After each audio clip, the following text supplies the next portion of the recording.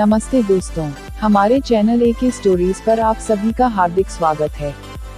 चोर जोर जोर से क्यों रोया और फिर हंसा, बेताल 25वीं 14वीं कहानी। अयोध्या नगरी में वीरकेतु नाम का राजा राज करता था। उसके राज्य में रत्नदत्त नाम का एक साहूकार था, जिसके रत्नावती नाम की एक लड़की थी। वह सुंदर थी। वह पुरुष के भेष में रहा करती थी और किसी से भी ब्याह नहीं करना चाहती थी। उसका पिता बड़ा दुखी था। इसी बीच नगर में खूब चोरियां होने लगी। प्रजा दुखी हो गई। कोशिश करने पर भी जब चोर पकड़ में न आया तो राजा स्वयं उसे पकड़ने के लिए निकला। एक दिन रात को जब राजा भेष बदलकर घूम रहा था तो उसे परकोटे के पास एक आदमी दिखाई दिया।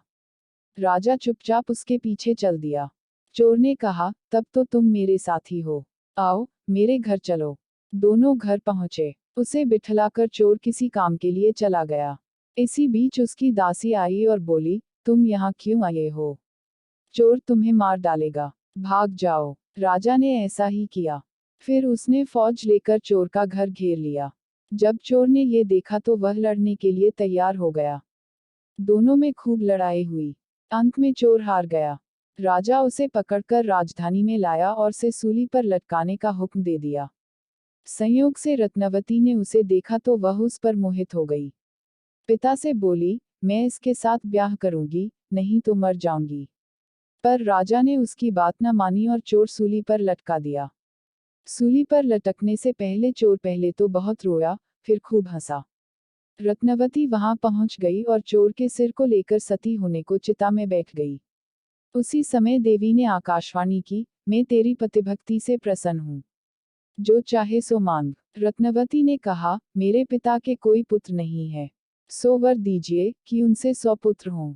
देवी प्रकट होकर बोली, यही होगा, और कुछ मांगो। वह बोली, मेरे पति जीवित हो जाएं। देवी ने उसे जीवित कर दिया। दोनों का विवाह हो गया। राजा को जब यह मालूम हुआ तो उन्होंने चोर को अपना सेनापति बना लिया। इतनी कहानी सुनाकर बेताल ने पूछा, हे राजन, यह बताओ कि सूली पर लटकने से पहले चोर क्यों तो जोर जोर से रोया और फिर क्यों हंसते हंसते मर गया? राजा ने कहा, रोया तो इसलिए कि वह राजा रत्नदत्त का कुछ भी भला न कर सकेगा। हंसा इसलिए कि रत्नावती बड़े बड़े राजाओं और धनिकों को छोड़कर उस पर मुग्ध होकर मरने को तैयार हो गई। स्त्री के मन की गति को कोई नहीं समझ सकता। इतना सुनकर बेताल गायब हो गया और पेड़ पर जा लटका। राजा फिर वहां गया और उसे लेकर चला तो रास्ते में उसने यह कथा कही, क्या चोरी की गई चीज पर चोर का अधिकार होता है? बेताल 25वीं 15वीं कहानी। नेपाल देश में शिवपुरी नामक नगर में यशकेतु नामक राजा राज करता था। उसके चंद्रप्रभा नाम की रानी और शशिप्रभा नाम की लड़की थी। जब राजकुमारी बड़ी हुई तो एक दिन वसंत उत्सव देखने बाग में गई। वहां एक ब्राह्मण का लड़का आया हुआ था। दोनों ने एक दूसरे को देखा और प्रेम करने लगे। इसी बीच एक पागल हाथी वहां दौड़ता हुआ आया। ब्राह्मण का लड़का राजकुमारी को उठाकर दूर ले गया और हाथी से बचा दिया।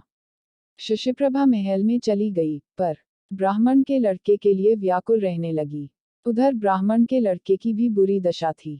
वह एक सिद्धगुरु के पास पहुंचा और अपनी इच्छा बताई।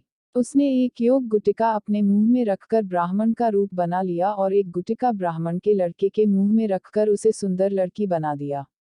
राजा के पास जाकर कहा, मेरा एक ही बेटा है, उसके लिए मैं इस लड़की को लाया था, पर लड़का न जाने कहाँ चला गया।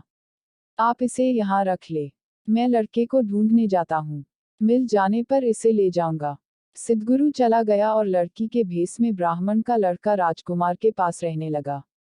धीरे धीरे दोनों में बड़ा प्रेम हो गया। एक दिन राजकुमारी ने कहा, मेरा दिल बड़ा दुखी रहता है। एक ब्राह्मण के लड़के ने पागल हाथी से मरे प्राण बचाए थे। मेरा मन उसी में रमा है। इतना सुनकर उसने गुटिका मुंह से निकाल ली और ब्राह्मण कुमार बन गया। राजकुमार उसे देखकर बहुत प्रसन्न हुई। तब से वह रात को रोज गुटिका निकालकर लड़का बन जाता, दिन में लड़की बना रहता।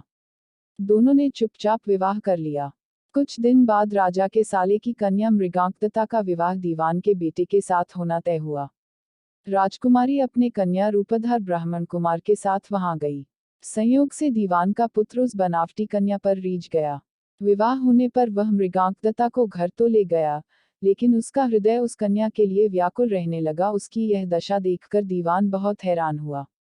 उसने राजा को समाचार भेजा। राजा आया। उसके सामने सवाल था कि धरोहर के रूप में रखी हुई कन्या को वह कैसे दे दे। दूसरी ओर यह मुश्किल कि न दे तो दीवान का लड़का मर जाए। बहुत सोच विचार के बाद राजा ने दोनों का विवाह कर दिया। बनावटी कन्या ने यह शर्त रखी कि चूंकि वह दूसरे के लिए लाई गई थी, इसलिए उसका यह पति 6 महीने तक यात्रा करेगा, तब वह उससे बात करेगी। दीवान के लड़के ने यह शर्त मान ली। विवाह के बाद वह उसे मृगांकदत्ता के पास छोड़ तीर्थ यात्रा चला गया। उसके जाने पर दोनों आनंद से रहने लगे। ब्राह्मण कुमार रात में आदमी बन जाता और दिन में कन्या बना रहता। जब 6 महीने बीतने को आए तो वह एक दिन मृगांकदत्ता को लेकर भाग गया। उधर सिद्धगुरु एक दिन अपने मित्र शशि को युवा पुत्र बनाकर राजा के पास लाया और उस कन्या को मांगा। शाप के डर के मारे राजा ने कहा, वह कन्या तो जाने कहाँ चली गई। आप मेरी कन्या से इसका विवाह कर दें। वह राजी हो गया और राजकुमारी का विवाह शशि के साथ कर दिया। घर आने पर ब्राह्मण कुमार ने कहा, यह राजकुमारी मेरी स्त्री है। मैंने इससे गंधर्व रीति से विवाह किया है। शशि ने कहा, यह मेरी स्त्री है, क्योंकि मैंने सबके सामने विधि पूर्वक ब्याह किया है। बेताल ने पूछा, शशि दोनों में से किसकी पत्नी है? राजा ने कहा, मेरी राय में वह शशि की पत्नी है, क्योंकि राजा ने सबके सामने विधिपूर्वक विवाह किया था। ब्राह्मण कुमार ने तो चोरी से ब्याह किया था। चोरी की चीज पर चोर का अधिकार नहीं होता। इतना सुनना था कि बेताल गायब हो गया और राजा को जाकर फिर उसे लाना पड़ा। रास्ते में बेताल ने फिर एक कहानी सुनाई। अगर यह वीडियो आपको पसंद आए हो तो कृपया इसे लाइक करें और मेरे चैनल को सब्सक्राइब करना न भूलें।